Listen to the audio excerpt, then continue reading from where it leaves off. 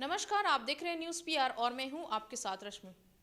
बिहार की राजनीति गलियारों में आजकल एक ही सुर सुनाई दे रहा है और वो है विशेष राज्य का दर्जा। जहां जेडीयू लगातार ये मांग करते हुए नजर आ रही है कि बिहार को भी विशेष राज्य का दर्जा मिलना चाहिए। मुख्यमंत्री नीतीश कुमार केंद्र सरकार से यही मांग करते आजकल दिख रहे हैं। वहीं अब इस पे बीजेपी ने जेडीयू को आड़े हाथ लिया है। बीजेपी ने जेडीयू पर ही हमला किया है। बीजेपी ने कहा है कि सबसे पहले तो जेडीयू पार्टी को जो है वो बिहार सरकार की योजनाओं पर ध्यान देना चाहिए। दरअसल बीजेपी सांसद राजीव प्रताप रूडी ने एक बयान दिया है और उन्होंने कहा है कि विशेष राज्य का दर्जा बिहार को दिलाने से पहले मुख्यमंत्री नीतीश कुमार को सबसे पहले अपनी योजनाओं पर ध्यान देना चाहिए। आइए पहले सुनते हैं कि क्या कुछ कहा है उन्होंने। बिहार विशेष तो है ही, लेकिन दर्जा देने के लिए नीति हो, नीति में क्या हो कैसे हो हमारा सोच है।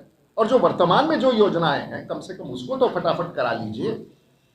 बिहार में एनडीए का भविष्य बहुत ही मजबूत है। हमारे माननीय मुख्यमंत्री जी के नेतृत्व में बहुत ही अच्छा सरकार चल रहा है और बिल्कुल है, आंतरिक रूप से कुछ विमर्श होता है, विमर्श को पॉलिटिकली इंटरप्रेट करना उचित नहीं होगा।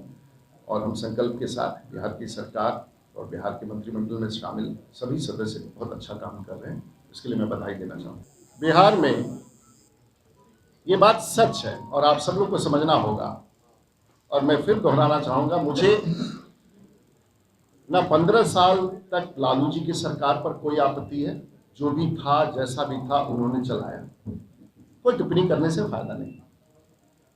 उसके बाद 15 साल तक माननीय नीतीश कुमार जी अपनी तरफ से उन्होंने खूब प्रयास किया, अच्छा काम किया, कोई टिप्पणी नहीं। लेकिन तमाम प्रयास के बाद भी आज नीति आयोग जो पूरे भारत को चिन्हित करता है कि कौन प्रगति के रास्ते पर कहां है, पता नहीं क्यों आज नीति आयोग ने बिहार को सबसे पिछड़े राज्य की श्रेणी में रखा। राजस्थान बाहर निकल गया, मध्य प्रदेश बाहर निकल गया, बाकी विकसित जो राज्य थे, आज तमिलनाडु देश का सबसे विकसित राज्य है, महाराष्ट्र आगे निकल गया। लेकिन जब कोई प्रतिवेदन में, और वो सक्षम प्रतिवेदन है, अगर किसी राज्य को पिछड़ा घोषित किया जाता है तो मेरी समझ है, मैं बहुत बड़ा विशेषज्ञ नहीं हूं, बहुत बड़ा जानकार नहीं हूं, मेरी समझ है कि निवेश से विकास नहीं हो जाता है।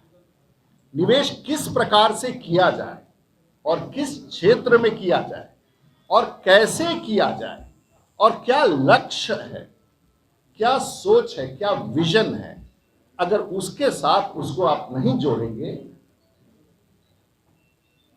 तो उसका राज्य को फायदा नहीं हो पाएगा। और मेरा ऐसा मानना है कि निवेश, विशेष राज्य का दर्जा का मतलब ही होता है कि आपको निवेश चाहिए और निवेश नीति से होता है।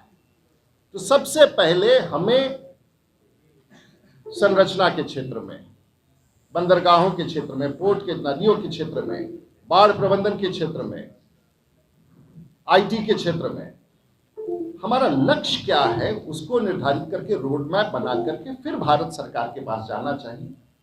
और अगर मैं मान लीजिए, ये बहुत ही महत्वपूर्ण प्रेस कॉन्फ्रेंस आपने बना दिया, मान लीजिए कि अगर बिहार सरकार सहमति दे देती है कि अंतर्राष्ट्रीय पहला ग्रीनफील्ड हवाई अड्डा बनेगा, माननीय मुख्यमंत्री जी से मेरा आग्रह भी रहता है, तो सीधे 8,000 करोड़ रुपया बिहार में चला आएगा और उससे लाभ होने की स्थिति में 40 से 50 हजार करोड़ रुपया अगले 20 साल में हो जाएगा। तो आपने सुना कि उन्होंने किस तरीके से कहा कि सबसे पहले तो बिहार सरकार को जो बिहार में योजनाएं हैं, जो नीति है, उस पर काम करना चाहिए। जितनी भी योजनाएं बिहार में चल रही हैं उसको तेजी लाना चाहिए, उसका कार्य जो है वो तेजी से करना चाहिए। वहीं उन्होंने ये भी कहा कि नीति आयोग ने जो है बिहार को सबसे पिछले पायदान पर बताया है और नीति आयोग जो आकलन करती है वो विकास के आधार पर करती है और ये दर्शाता है कि बिहार में किस तरीके से काम होता है। कहीं ना कहीं बीजेपी के इस बयान से अब एक और बवाल बिहार की राजनीति में खड़ा होते नजर आ रहा है। अब देखना होगा कि जेडीयू इसका क्या जवाब देती है। आगे इसी तरह के खबरों के लिए बने रहें हमारे साथ और हमारे चैनल को लाइक, शेयर और सब्सक्राइब ज़रूर करें। साथ ही हमारे फेसबुक पेज को फॉलो करें। धन्यवाद।